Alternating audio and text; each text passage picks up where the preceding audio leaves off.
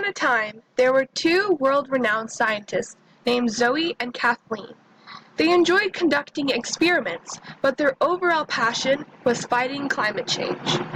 After receiving yet another Nobel Peace Prize, the two decided it was time to put their talents to the better use. Unlike the Republicans, Kathleen and Zoe knew that climate change was real and that it caused tremendous impact on humans across the world. They tried their best to manage it, but unfortunately, people were still contributing by producing thousands of wastes and burning fossil fuels. One of their biggest concerns for the world was climate refugees. These refugees were people who were forced to evacuate their homes and communities because of the effects of global warming. Zoe and Kathleen were devastated seeing the people flee. Since climate change involves many factors, the scientists traveled to Kiribati and Cape Town, South Africa, to battle the issues of rising sea levels and drought. These two factors deeply impacted the areas, which would soon cause them to be uninhabitable. The two decided that they would do individual research. Kathleen would go to Cape Town and Zoe would go to Kiribati. This would allow them to find similarities between different types of climate refugees. Kiribati is a collection of islands in the Pacific Ocean near Micronesia. Due to the environmental decisions of the nations further west, the nation has begun to experience rising sea levels. The cause of this is because of two factors. The first one is due to the increasing global temperature, and the second one is the melting of ice up north, which adds to the volume of the ocean. In short, it might just sink completely in the next 50 years. Cape Town is South Africa's second most populous city. Due to climate change and overheating, the city has been facing a water crisis and drought since 2015.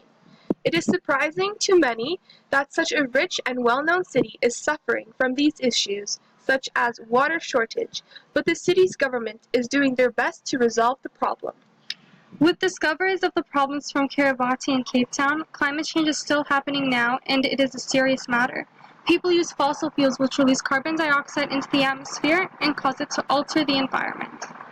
For example, in Cape Town, there are many droughts due to climate change, and it is harmfully impacting the human societies. Droughts form from the lack of rainfall due to warm temperatures. Therefore, it causes the people to migrate, but some are unable to and are left with the aftermath of fighting for water. Climate change is connected to human migration because it destroys the inhabitants' homes and is slowly killing them. Although it is hard to believe, these areas prove almost no fault in their environmental dilemmas, as they are not huge contributors of global warming. Nations like China, the US, and Canada, however, have made quite the impact. With the amounts of greenhouse gases they emit, nations like Kiribati and South Africa suffer. While Kathleen was in Cape Town, she realized that the social and economic impacts of climate change go hand in hand. Zoe realized this too.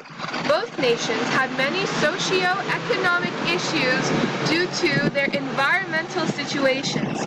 For example, the rising sea levels in Kiribati cause homelessness and a shortage of land. A shortage of land leaves no room to grow crops as well as no crops to sell. In Cape Town, the lack of water means that it will become more expensive, leaving citizens thirsty without access to basic hygiene. This works as a chain reaction, which means that the lack of hygiene will lead to disease. Other Canadians, such as the scientists, have gone on missionary trips to help the people in Kiribati. Multiple charities, such as Just Giving and Environmental Justice Foundation, conduct relief missions and work towards changing the definition of a refugee, so that climate refugees can be part of it as well. Luckily, Cape Town is very developed, meaning that their government is doing much work to ensure each citizen gets water. Restrictions have been put on water usage. As of right now, each citizen is allowed to use 50 liters a day. Additionally, the city has taken higher measures regarding the issue by educating the public on water consumption and building more wells. After all their research, the scientists came to the conclusion that there is much that we can do to help those fleeing their homes as a result of climate change.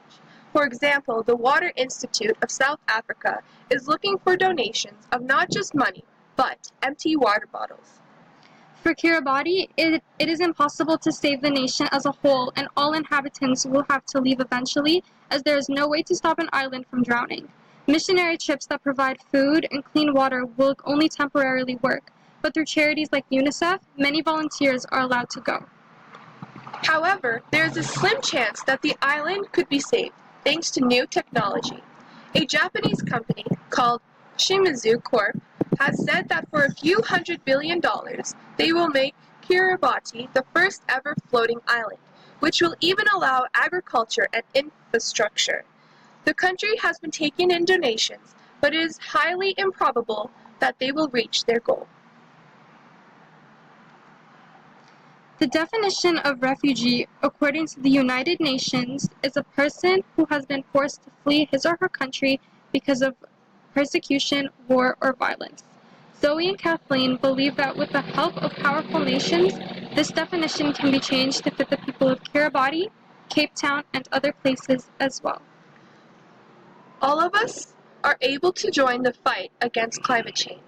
And to do so, we don't even have to join a charity or do volunteer work if we don't want to. Change your usage habits. Turn off your lights, take the bus or your bike instead of a car. Use less water. Together, we can reduce the effect we have on the environment and save other nations before it is too late.